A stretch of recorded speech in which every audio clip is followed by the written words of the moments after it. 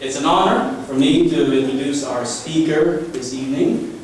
Ken Albala is Professor of History at the University of the Pacific and Program Director for the new Master of Arts in Food Studies program. He authored and edited numerous books on food, including Eating Right in the Renaissance, Food in Early Modern Europe, The Banquet, Beans, winner of the 2008 IACP Jane Grigson Award, and recently, Grow Food, Cook Food, Share Food, and Nuts, A Global History. You can read Ken's popular food blog online. Just Google Ken Albala's Food Brand. Ken was here in 2013 to talk about the history of Italian cuisine. Tonight, he will talk about the history of wine. Please join me in welcoming Ken Albala.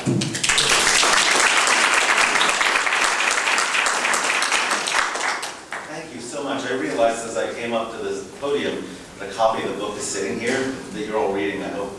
Peter Mail, and I read this when it first came out, like the year. It was more than 10 years ago. I think it was,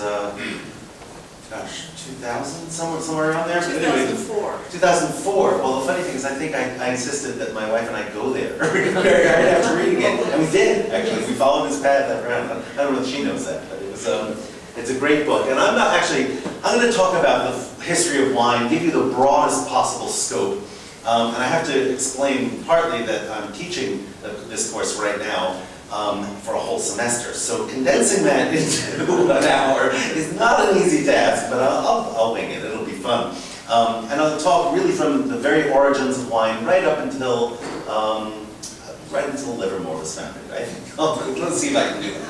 So the picture, first of all, actually, let me start by saying, and I don't mean this to insult any winemakers who are out there, that wine actually makes itself. It's not something that really needs human intervention. If you've ever noticed that lovely little powdery stuff on the outside of wine, grapes, when they're growing, that's yeast. So you just have to actually puncture the grape. It makes a great container. It'll ferment all on its own.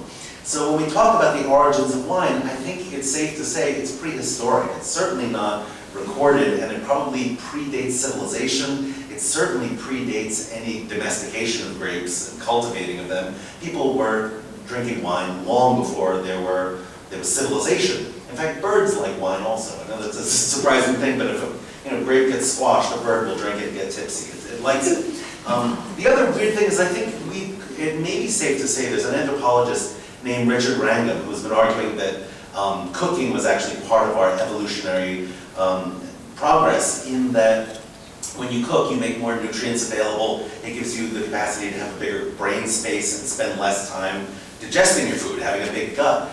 And I think what's been left out of that whole equation in his book is fermentation, is that fermentation actually opens up nutrients. It not only makes food last longer, food and wine I'm including here as food, but it opens up nutrients and makes them available to your body that wouldn't be ordinarily. So I think we should think about fermentation, we should think about wine in human evolution.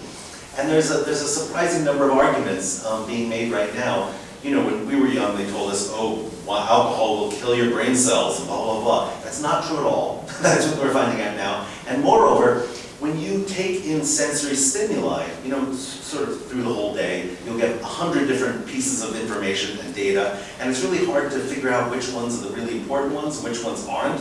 Like your brain has a hard time downloading and getting rid of the things that are unimportant, and the recent research is showing that wine does that for you. It actually gets rid of the unimportant sort of noise and helps you focus the brain and sort of keep the things that are really important. I like that. That's a great argument. That's why I'm using that. And anyone asks me, why I'm drinking wine, it's for brain capacity. So it's worked for me so far.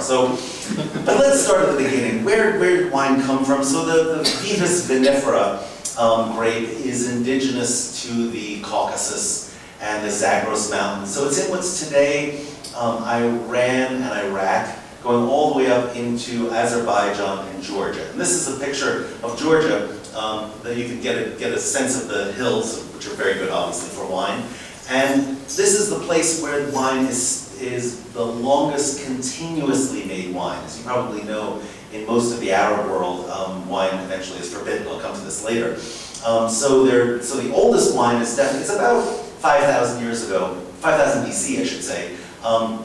But Georgia is the oldest continuous place, because this is a Christian nation, so they never had to stop.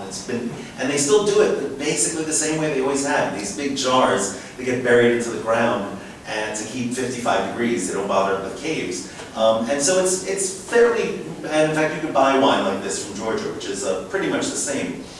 But the interesting thing about this area is that the more advanced civilizations, the ones that built the temples, the ziggurats, the pyramids, and I'm talking about like the Sumerians and the Egyptians, they did drink wine, but they didn't make much of it. They usually imported it from elsewhere.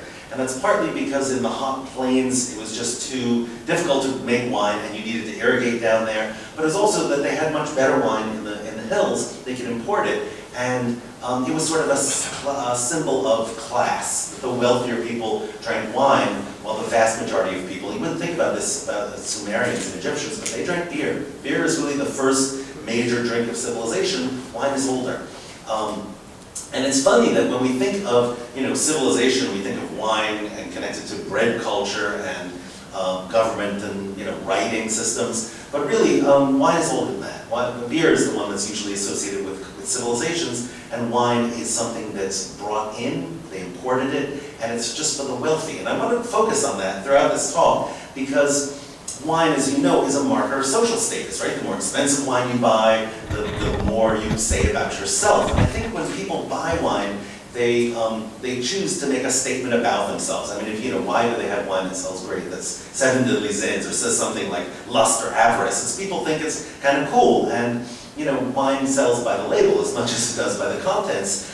And I think that's always been the case. And I'll try and make an argument that the social function of wine is as much as an expression of class and who you are as much as it is of taste, although it's also taste too. And the other thing I want to bring out in this talk is that most civilizations have been ambivalent about wine. Like, they speak about it as a gift.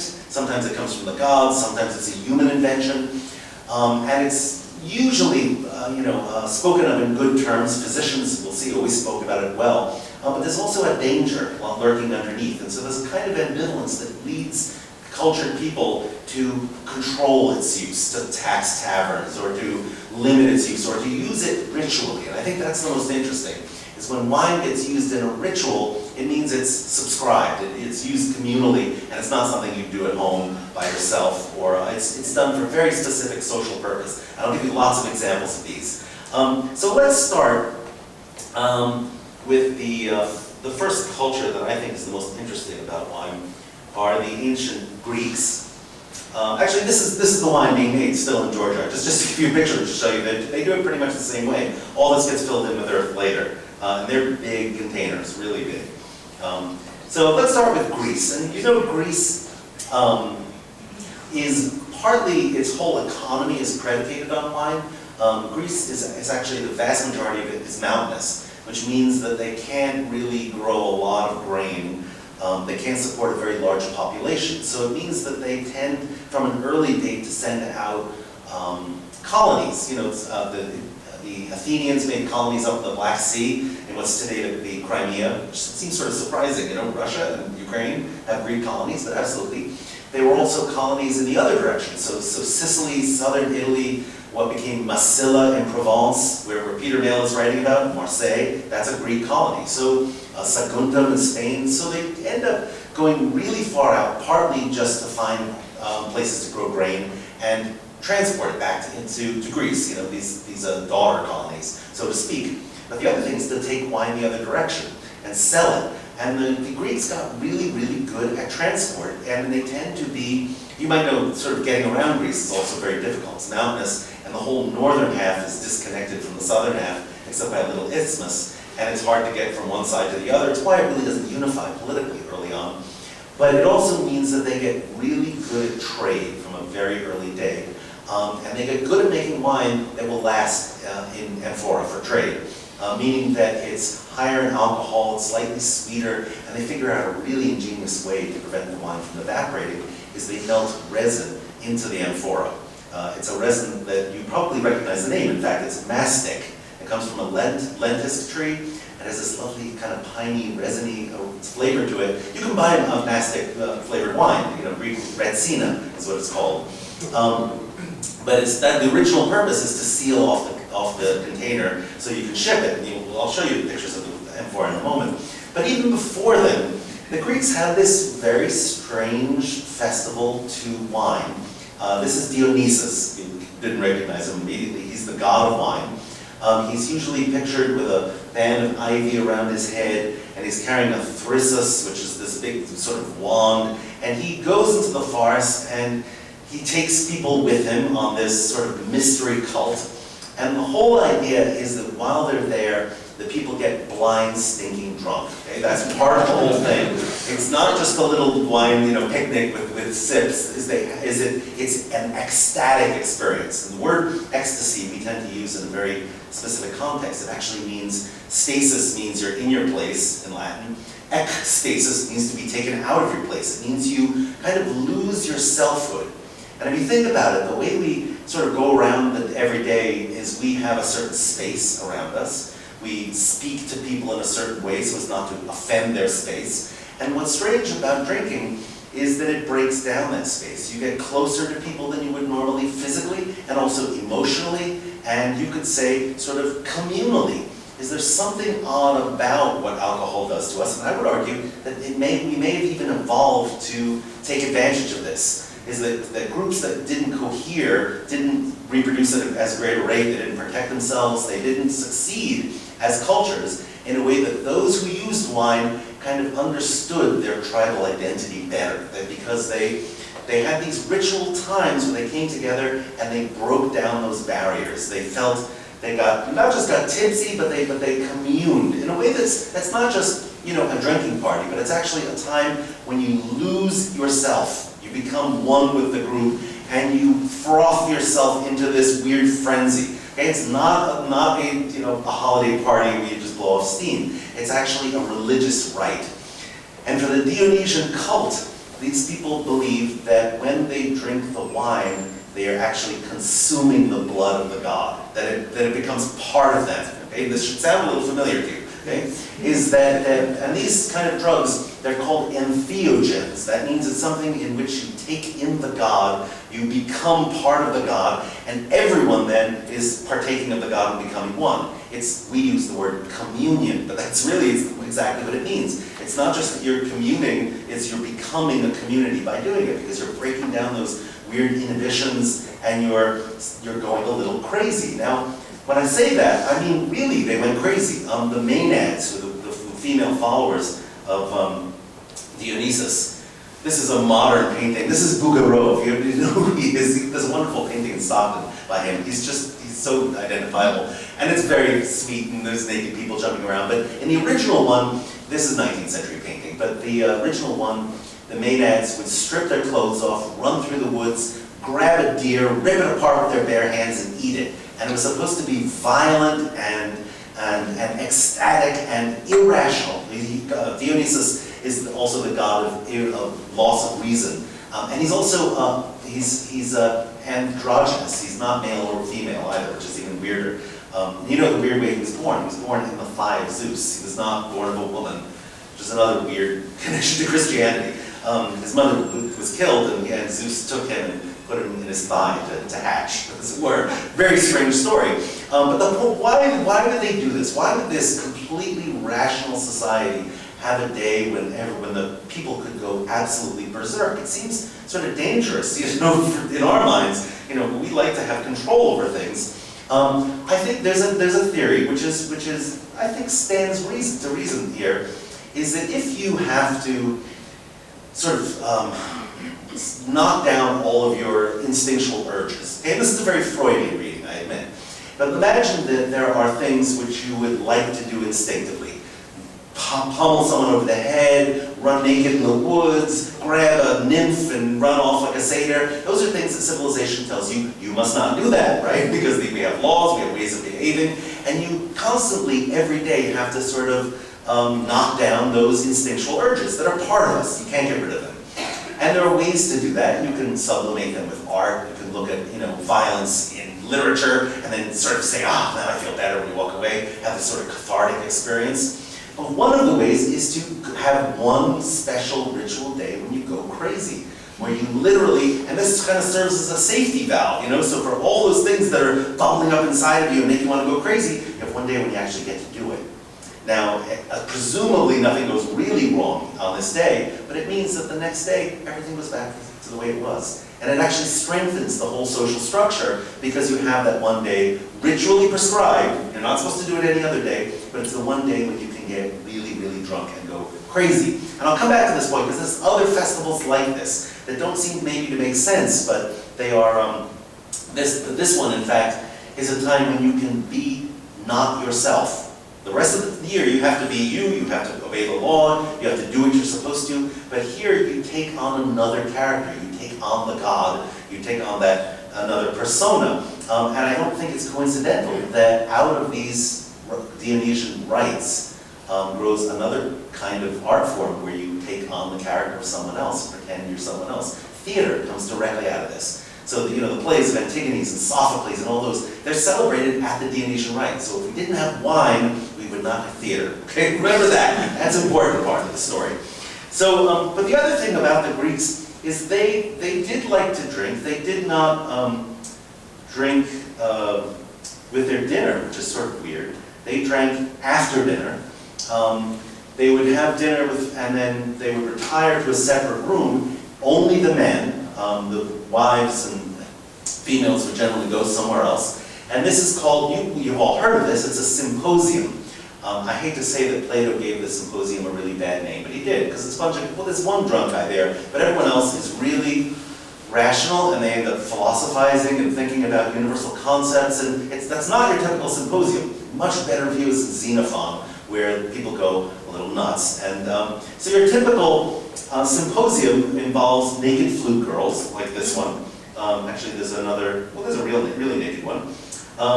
And there'd be music, so there's a lyre here, you can see people are playing that. But the thing that is sort of odd about it is, one, that they lie on couches. So it's a sort of triclinium. There usually be 3 people lying on a couch. These actually don't seem to be those, but but you definitely recline. You drink wine, and the thing that you drink it out of, can you see this weird contraption they're holding? It's called a kylix. And this is actually a decoration on one of these kylices. It's a long, big, wide, flat bowl.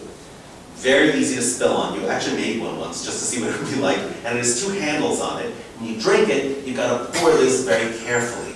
And there's a guy who is the symposiarch, who's the sort of ruler of the symposium, who will decide how much the wine should be watered down. The Greeks always watered their wine down. I know that sounds really weird. To us, oh no, you're adulterating it, But they would mix it sometimes with a quarter part water, sometimes 1 to 1. And it was the symposiarch's duty to say, these people aren't drunk enough, let's use more wine, and they're too drunk, let's water it down a little more. But for medical reasons, for whatever, they always watered wine. And there's actually an ongoing argument. Well, did they put water in their wine to make it less strong, or did they add wine to their water to kill the bacteria and prevent getting sick? That's a good, I don't know, I can't answer that question, but it's pretty standard. You don't drink water fresh, usually. You don't drink wine not cut. And the other strange thing is they have a big sort of tub full of wine. This is a crater. They dip a big sort of vase into that called an oinoikoi, which just means a wine vase, and then they pour it into the kylix. So by the time it gets to you, it's well aerated, if nothing else. And you drink that down very carefully without spilling it on your body. And then they do this strange thing, which is called kotabos. And it's a really strange game. You can see this guy on the very end is in the act. Is you take, the wine wasn't filtered or anything, so it's got muck at the bottom, it's got lees. And so you very elegantly hold the thing so the kylix is balanced on your arm, and you fling the lees without throwing the kylix on the floor. You can see some of them are in various states. That guy doesn't look very happy, but you fling the lees, they go toward this column that has a little statue on it with bells, and if you whack the statue, the bells ring and you win. It's like Greek quarters, basically. So, and this is what they played. And there were people like really famous for being great kotabos players, which is even weirder. So this became a standard kind of a game, and the Greeks also, as I said, got really, really good in the wine trade. This is an amphora, and it may look strange to you for people who store wine or keep it around. This is the standard shipping vessel, the one that would have been coated in pitch. And people always ask me, like, what a weird way to put wine in. Why would you have this very long, narrow tip at the bottom? And why make them really long like that? Think about well, first of all, they don't have barrels. Okay, that's one thing. That's late antiquity. But the other thing is, imagine that if you live in a rocky place and you need to get a wine vessel from the top of a mountain into a ship. You don't want to be rolling a barrel, right? Because it's going to go over rocks and whatever. These things are actually, the weight is distributed toward the top. So when you grab the handle on it, actually the weight is perfectly distributed. And one person can hold two of these. And I think they probably, I can't really tell how big these are, but they're probably about 4 feet tall and maybe weigh 100 pounds. So one person can carry these two. You ever tried to carry a keg? It's really hard because all the weight is distributed evenly in the center. You have to turn it and roll it to move it. But that's the real reason that these are made. And the other thing is that they would put sand in the bottom of their ships and put these stacked along in the sand so they wouldn't roll around in the bottom of the ship. So you didn't need any other special carrier or anything. You just put them in these galleys. And we're very lucky that one of these sank off the coast of Turkey about 3,000 years ago, or 2,500 years ago. And the contents are still there. It was still in very good shape. So clearly they knew what they were doing. And so the Greeks, did not practice viticulture on such an enormous scale. For that, you really need to get to the Romans. And the Romans were, how shall I say, not great philosophers. There's no great artists among the Romans, but they were great engineers. Like they could do things on a fabulous scale, build roads and amphitheaters, and they were great builders and great governors, right? And so when we think about wine for export and wine as big business, you really have to look to Rome to do that. Even though of course they did trade it and lots of individuals became wealthy, it's become really fabulously stinking rich making wine. The Romans do that better. And just to give you an idea of how they did it, it's partly technological. They just have much bigger scale buildings and vats. And this is a model made after, there's a guy named Cato the Elder who wrote the first agricultural text. This is called De Re Agricultura. And it's basically for people who suddenly come into money, inherit some cash after retiring from the army, or after your inherit money from your parents, and what to invest in. And he says, a lot of people speculate in grain, a lot of people speculate in things, but you really want a solid, safe investment you can hand down. Buy land, it's good. Make sure it's on a road, make sure you can get your produce down to the city, and he says, make sure you're going to grow something that will bring a good price. And wine is it. The Romans really didn't drink beer at all, neither did the Greeks, unlike earlier civilizations. Barbarians in their mind drank beer, the Germans drank beer, but the Romans did this, and Cato describes how to trellis your grapevines, how to press it, how to hire slaves to buy slaves, and then hire men to come in and do the harvest. So it's really a very, very big operation. And this thing that you see here is a lever, basically. It's a wine press, and it's got a kind of winch system on it with a rope so that you can get pressure and pressure and pressure and properly squeeze out your grapes. Because before it would have been feet, and you basically pour out, and there's no, they don't have a screw press or anything like that yet. So this levering system is a way to just up the volume of wine that's produced on a massive, massive scale. But let me give you an idea. Another couple of odd things about the Romans is that in the Greco-Roman health tradition, and this includes Hippocrates, but also Galen of Pergamum, who's this Greek-speaking guy who was physician to Marcus Aurelius and Commodus and a couple of emperors. He wrote on everything to do with medicine. And when he got to the topic of wine, he insisted that, and this is basic to Greek medical theory, that food that is most close to your own substance is the thing that's most easily converted into you. So that meat is really very nutritious. It's what builds muscles and makes you strong, whatever. And the thing that will make good blood is wine. And wine, he's the first really to make an explicit statement that is quoted for centuries, that wine is a necessary nutrient. If you want to be healthy, you need to drink wine. Water is not good for you. You know fish have been doing it, right? That's my joke, not his. I'm sorry.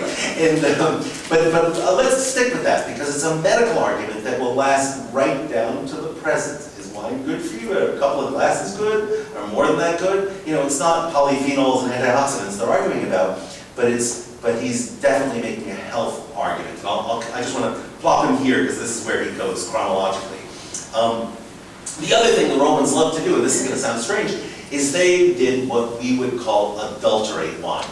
Is they liked a lot of exotic spices and sweeteners and strange things added. Actually, Cato added wine for his slaves. He added salt water too. So it would help preserve it. I can't imagine what that tastes like. I don't want to know, in fact, what that would taste like.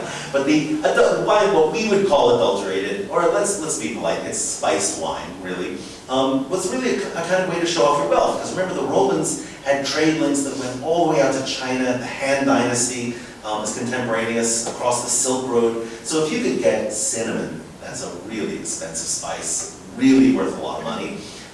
Or spikenard from India, or pepper, which comes from the Malabar coast. So these were things they like to throw in wine. And there's one recipe that I just love. It's called Conditum Paradoxum, which means a paradox of wine. And it's got all these spices mixed in. It comes from a book attributed to a guy named Apicius, who's a 1st century, the oldest complete cookbook in the West. And I have a particular fondness to it, because there's only 2 copies of this left in the world that are from the 8th century, copied in Fulda. One of them I got to see all the time, because it's in the New York Academy of Medicine, where I did all my dissertation research. So they used to let me play with it, which was really nice. And the other I saw from a distance in the Vatican, which is it's still there. But this is where the recipe is. Really easy Latin, lovely to do. Actually, if you're interested, I made it a few years ago for kids. It was good. It looked really disgusting, but it was nice. Imagine wine with some honey added, and spices and ginger and pepper, and so it's spicy and sweet, and it's really kind of interesting. And served cold. You wouldn't serve that heated. But what I want to say about the Romans is that the Romans were really, really class conscious, and in fact, so much so that if you went to a banquet where wine was being served, you could have, they knew that there was a wine called Opimium, which was made when the emperor still had beard. So that means it's about 200 BC, and this is someone writing about the time of Christ. So you can imagine wine 200 years old would be worth a lot of money now. The Romans did save their wine, almost that old. They dated it, they labeled it by vineyard. That's their, not their invention, actually. King Tut's wine has a vineyard label on it. But the Romans were really into the social expression of wine. What happens if you serve a wine that's really, really old? You're showing off your wealth. In fact, maybe showing off too much. And in fact, maybe the people who are sort of nouveau riche, who don't have a lot of taste, who really don't know how to throw a proper, elegant banquet, might serve this kind of wine just to impress people, when it actually doesn't, and when it actually doesn't even taste that good. So there's a couple of satires. One of them is by Petronius, which describes this guy. It's in the Satyricon. If you've ever seen, there's a movie by Fellini about it. Really dirty too. But it's I don't know why he did it that way, but he did.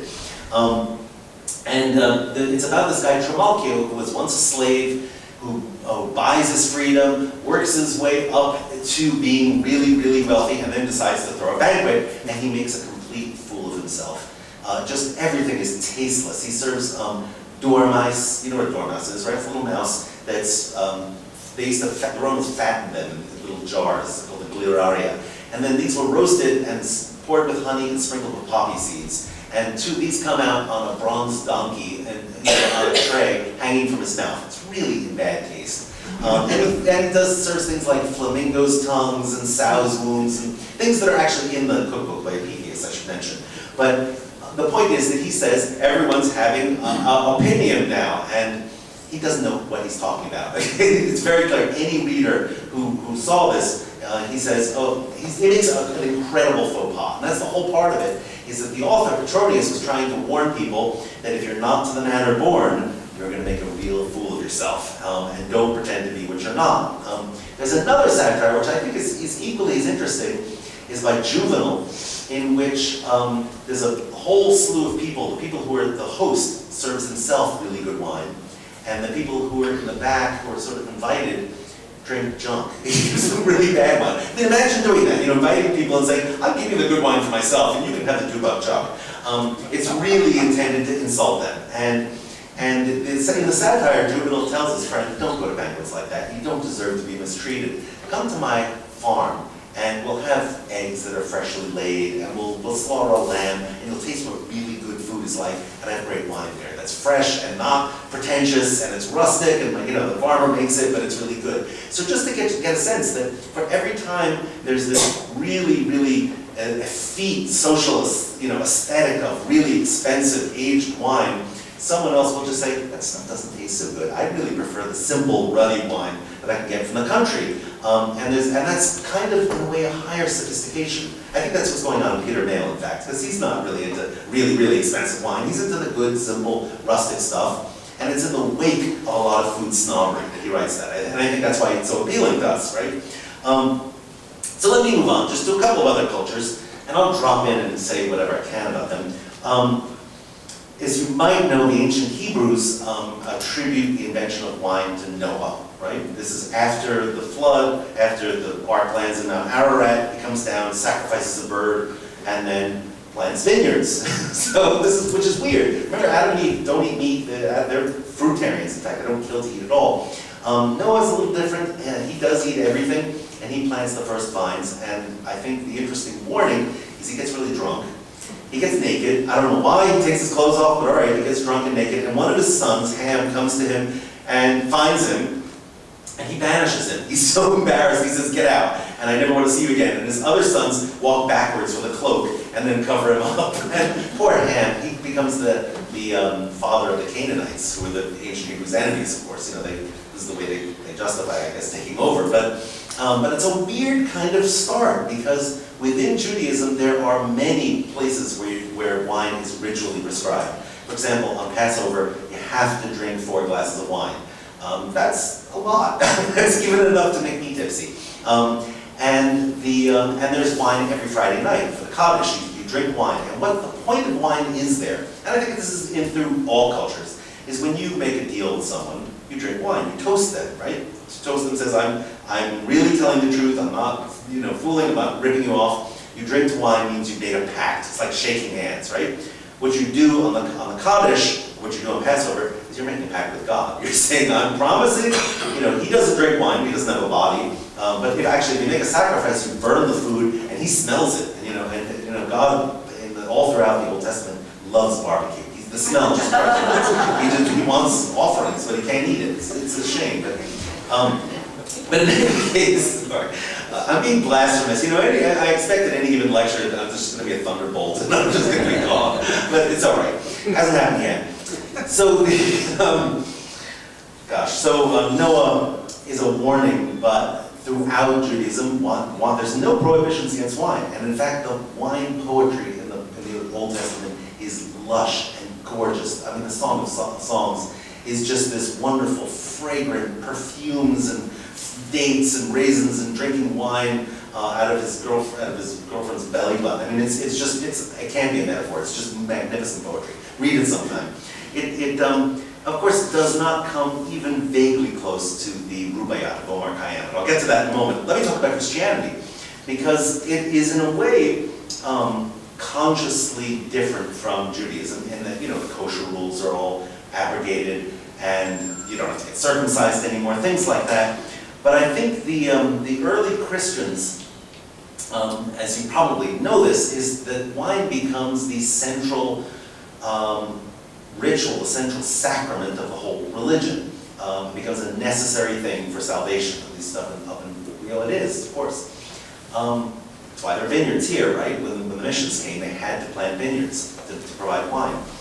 But the logic of it really stems from the scene in the New Testament, where Jesus and his apostles in the Last Supper are, I think I probably have a picture of that. No, there's Noah getting drunk, sorry. There's the Last Supper. it's kind of odd. First of all, Leonardo got some things wrong. They would have been lying on couches like Greeks, because they were, Greek, Hellenistic Jews at this point. And it's actually why John falls asleep on his shoulder. It's because they're already lounging. It's very pretty clear. But in any case, apart from that, the Last Supper is this weird thing. They're all drinking the ritual 4 glasses of wine. It's Passover. It's why they're drunk. And no one is paying attention to him. I think actually you can tell from this. This is the moment where he says, one of you is going to betray me. And they're all, what? What are you talking about? We're not going to betray you. Of course they do. Judas does right there. But there's another scene at this table where no one's paying attention to him. And he says, you know what, guys? Tomorrow I'm going to be gone. And no one's paying any attention. And, the next time you eat bread, remember me. The next time you drink wine, remember me. Because this is my body and this is my blood. Now, he says that, that's the literal translation of it. Not to say that Jesus doesn't speak metaphorically all the time in the Bible. He does. He says, I'm the vine, I'm this, whatever. But this one passage was taken to be literal. And this wasn't something that was formally kind of defined as a doctrine until 1215, until the Second Lateran Council. But the idea was that this was a literal miracle of transformation, what's called transubstantiation, in which the bread and the wine actually become flesh and blood. So you're actually drinking the blood, just like in the cult of Dionysus. Now how they explain this, because everyone would say, wait a minute, it still looks like bread, tastes like bread. It's like, I actually saw, I shouldn't say this, I saw an ad this morning it was a mock ad for I can't believe it's Jesus, meaning it was not like I can't believe it's butter, and then it was supposed to be low calorie, and it was for communion wafers, it was a mock ad. It wasn't real, I hope. But in any case, the way that they explained this, the theologians in the Middle Ages, was that the accidents, the exterior surface, the taste, the way something looks doesn't change, but its essence, its substance does. So that even though you may say this still looks like bread and tastes like bread, it actually becomes flesh and it actually becomes wine. It becomes blood from wine. Now you can understand where they're coming from. This idea is that the conversion of wine into blood in your body is very easy. That's the whole idea in the medical theory. So I think that they kind of could make sense of that, of the transformation, because it's something that happens naturally in your body anyway. Why shouldn't it happen in a miracle? Because Jesus made wine all the time, right? He made wine at weddings, and if there wasn't enough wine, he produced more. But the other strange thing about Christianity is that so this becomes the communion, right? I mean, and at least in the Catholic Church, there's still a real presence. What happens in Christianity, though, is that there's a major thread of asceticism, meaning that people believe that subduing your body, not eating, not sleeping, not reproducing, be celibate, was a way to make your soul stronger. And in fact, the word for it in Greek is kind of weird. It's ascetic, which means exercise. It's not physical exercise, it's spiritual exercise. And to do this, you had to subdue your flesh. You had to do things to your body that run counter to your sort of biological urges, which of course are to eat, sleep, and reproduce, right? That's what you need to survive as a species. But these were things that he believed that the early church fathers, Jerome, Tertullian, people like that, said, Basil is especially important, that these were things that would make you stronger. And their logic is kind of weird, but they thought we can't eat meat because it's very nutritious, because that's going to produce flesh in your body, and it's going to stimulate your libido, because in medical theory,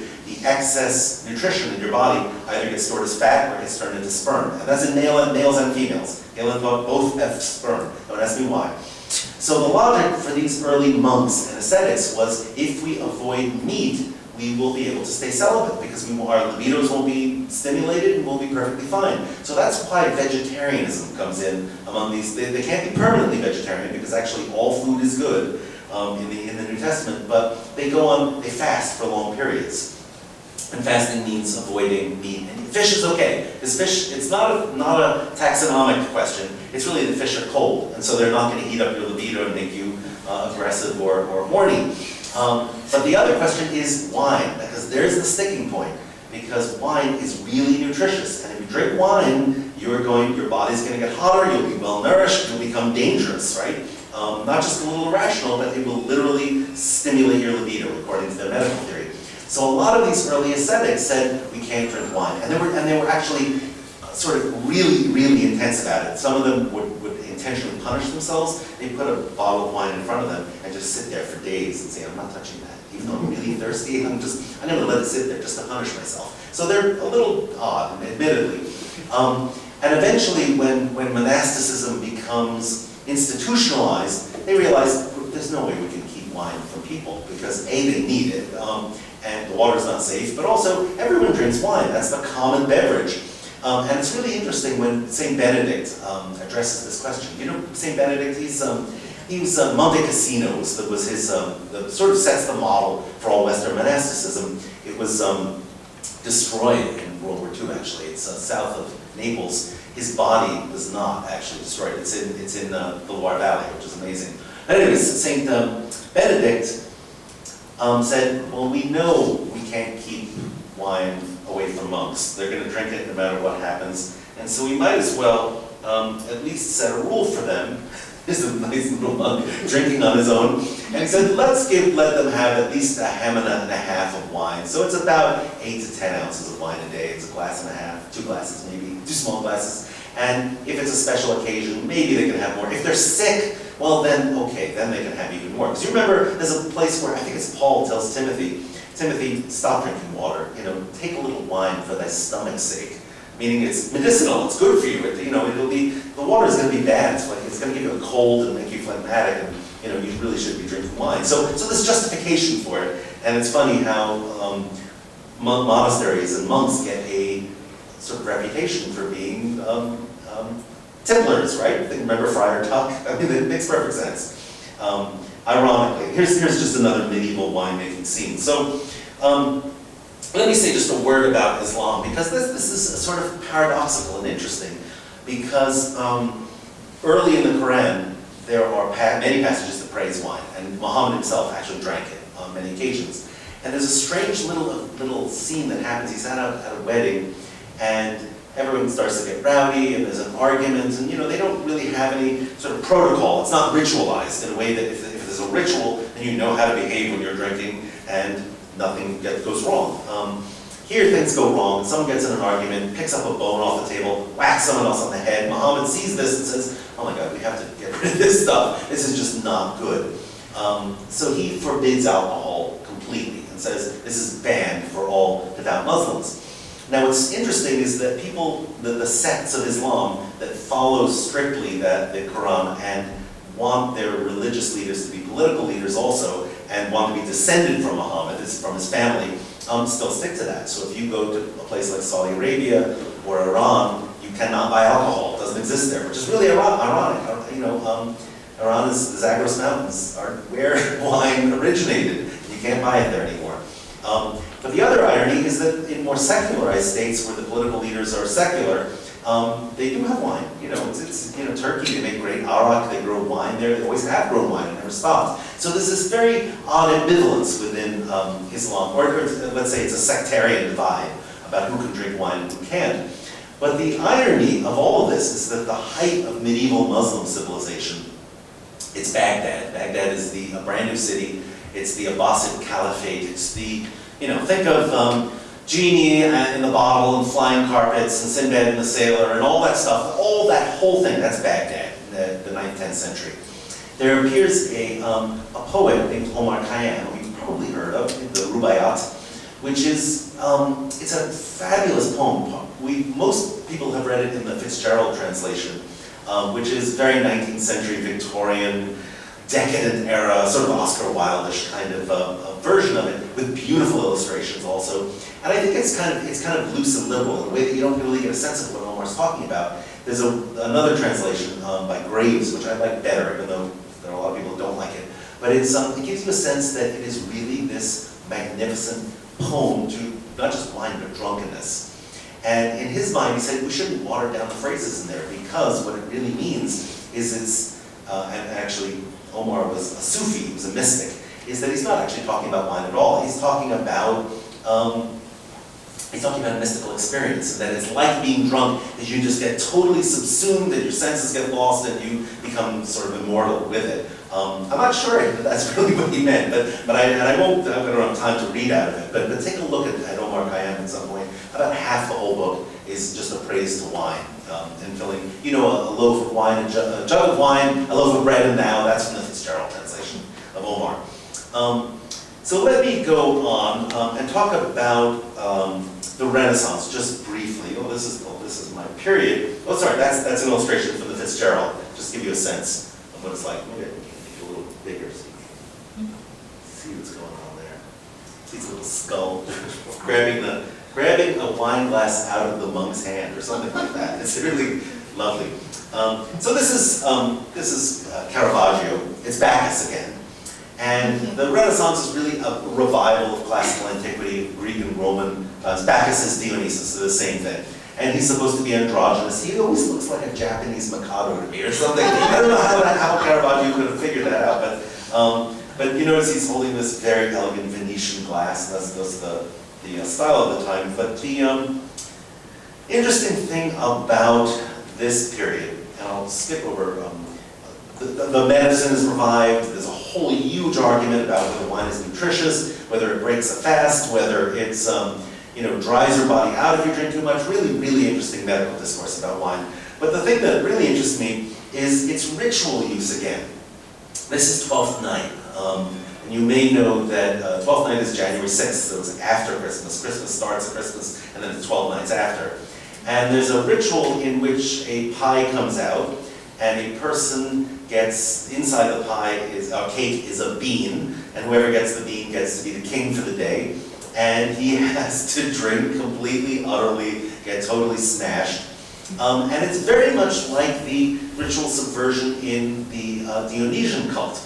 And actually, I think maybe even the more interesting festival that's very much like this is Carnival. You've heard of Carnival, right? Has anyone been to New Orleans and been to one of these things? Drunkenness is requisite, right? You can't go there sober. And you are allowed to do things that you would never normally be allowed to do.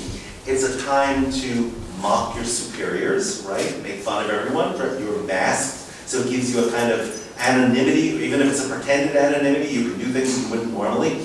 And people have looked at this carnival, and in fact, the carnival in New Orleans, is a revival. That's 19th century. It's not continuous. I think Rio de Janeiro and Venice are also revivals. But in the Middle Ages and Renaissance, the carnival was a time when the whole social order was turned upside down.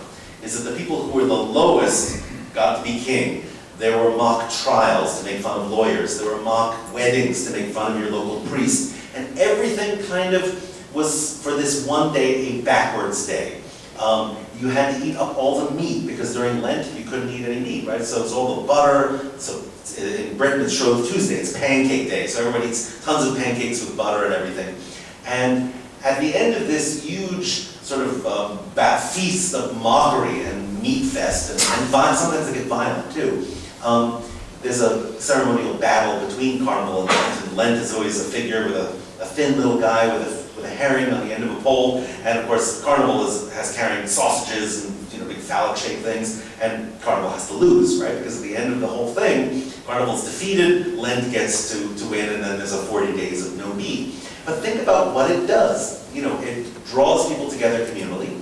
It lets them blow off that steam for all the sort of vengeance that they want to get on their superiors. They're allowed to say whatever they want on this day, you can't get brought into jail. There's no blasphemy rules are all suspended, and the people who are in charge are there. They take part in it to be mocked intentionally. And what happens is the day after, everything goes back to the way it was, right? And the social order is strengthened by this social safety valve. A really interesting theorist on this, Mikhail Bakhtin, writing about the writer Rabelais, Gargantua and Pantagruel, said, yeah, this strengthened the whole society because you have a day to make fun of people you don't like, your superiors, and then everything goes back to the way it was. Now, the interesting thing about those is they do get really violent eventually in the 16th century, and officials end up canceling them, and it's really a very, very interesting story, which I don't have time to for. But let me conclude with a little bit about the New World in America. As you all know, we are in Vinland, right? So this is, when Leif Erikson showed up here, there were grapevines everywhere, and he said, it's got to be Vinland, and it's unfortunately not vinifera. It's the kind that grow in the Americas are Labrusca, they're Scuppernongs, they're really weird grapes that make wine that tastes like Anichettes. It's Concord grapes. They're not really tasty for wine, but the key, or some of them are okay. Vitis aestivalis, the Norton grape, is one. But if you cross those with European wines, that's really what the American wine industry started with. And it may come as a surprise to you that it's actually not California where the industry started. You all know Jefferson tried really, really hard. He had a friend, what's his name, Philip Matze. He brought from Italy to teach him how to plant vines, and he imported them from France, and he failed over and over again. In Virginia, it's really hard to grow grapes. They do now, but they couldn't then. And you might also know that Jefferson kept a wine cellar, a really nice Chateau Latour and Haut-Brion and things like that. And about 2 decades ago, someone found a whole cache of these and said, look, we have things that are labeled with Thomas Jefferson's script, and their extra says Thomas Jefferson on them. And they went for like, $1 million each. Mountain Forbes bought one. In fact, when I was working in New York, I went into the Forbes magazine building on Fifth Avenue. And you walk in and he's got this little shrine with one of these bottles in there. And there's it's a really fabulous, weird story called the Billionaire Vinegar. Because it turns out that most of these not only contain vinegar, most were fake too. Really, really fabulous story. One of them got broken accidentally while a guy was serving it. Really a wonderfully strange story. But the wine industry, the first ones are actually in Ohio, and it's with the Catawba grape. That gets hit by a black rot and then oidium and other diseases, and then it moves to Michigan. Michigan's the next big center for grapes. Who would ever guess that? That falls out. Although they still do grow grapes in Michigan. But California is relatively late. It's the 1833. Jean-Louis Vigne, very proper name, I guess. Well, the Missions, of course, grew grapes, but the first commercial winery is in, does anyone know? El Aliso. It's downtown LA.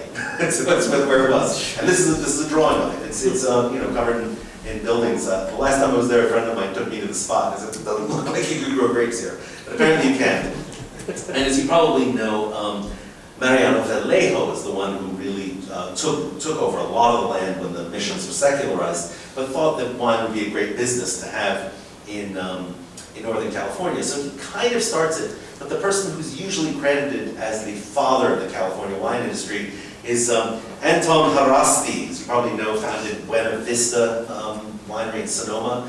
And actually, it was George Young took cuttings from there to Napa. So actually, Sonoma's older than Napa. If anyone from Napa ever claims that their wine is better, they got all their grapes from Sonoma. So, and Harasti was really a fascinating person. I don't know how, he ran the business for quite a while, and I have no idea how he got to Nicaragua and was eaten by an alligator. That's the part of the story I never figured out, but apparently that's what happened to him. And then, the latter part of the 1800s, by the 1860s, they're starting to plant all through the Napa and Sonoma. By the 1880s, Wendy is back to 1880s, isn't it? Yeah, Wendy and Concannon, I think, has been here just as long. Lodi, or just north of Ryan, is also right about the 1880s. And those vines are still there, and the old vines inns go all the way back to that point. So, I guess I've taken us full circle. I won't say any more, because you know the last century, what happens to wine. Prohibition almost kills it in this country. We made a lot of really, really dreadful wine after Prohibition was repealed, and it took until like the 70s for serious winemaking, for American wine to be taken seriously again, and even for Americans to become wine drinkers. We stopped almost completely, and it's only I think it's the last 2 years that Americans have become, the sales of wine have exceeded beer, not by volume, but in sales and price, which I think is a good sign. Not that I don't like beer, but I'm just saying that it's a, we can grow it. It's very cool to California. So I guess, in conclusion, what I want to say you to think about is the weird ways that we still use wine ritually, the way we still use it to express social status, wine with an expensive label, if it says Screaming Eagle on it, you give it to people, it's expensive. And also the way that we use it to make pacts and deals, you drink wine to toast someone, it's the same sort of thing. And it's weird that those sort of social rituals, and I think even to some extent the social subversion, if any of you were at a Super Bowl game, you know what happens at them. It's a little nuts, right? It can be. It's a day just to blow off steam, and then you can go back and everything, you go back to work the next day. And it's odd that I think there's something inherently about wine that makes it a social glue, that it makes people stick together, and it serves a very important social function that I think has always been there as long as we've been human. So that's it. Thank you.